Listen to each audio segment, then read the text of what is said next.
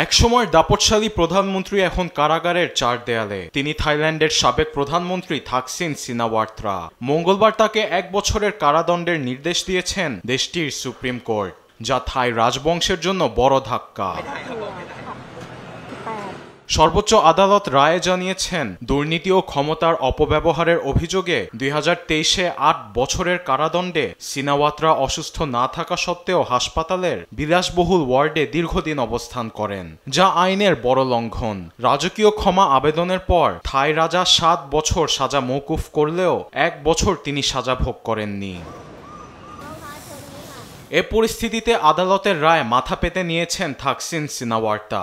জানান, দেশ ও জনগণের কল্যাণের পাশেই থাকবেন সবসময়। আদালতের রায় মেনে নিয়েছেন তার মেয়ে সাবেক প্রধানমন্ত্রী পাইতংটার্ন সিনাওয়াত্রা।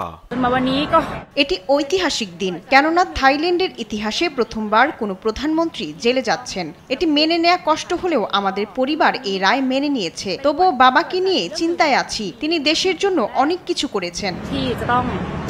সর্বোচ্চ আদালতের রায় সমর্থকদের মনে আঘাত লাগলেও বিচার বিভাগের প্রতি সম্মান জানিয়ে রায় মেনে নিয়েছেন অনেকেই।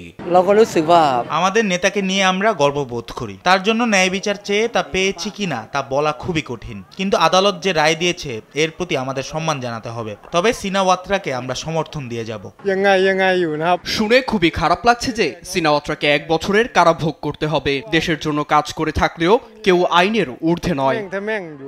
এমন পরিস্থিতিতে থাইল্যান্ডের রাজনৈতিক অঙ্গনে অস্থিরতা বিরাজ করছে। আরবেদ আফসার, নিউজ ডেস্ক, দেশ টিভি।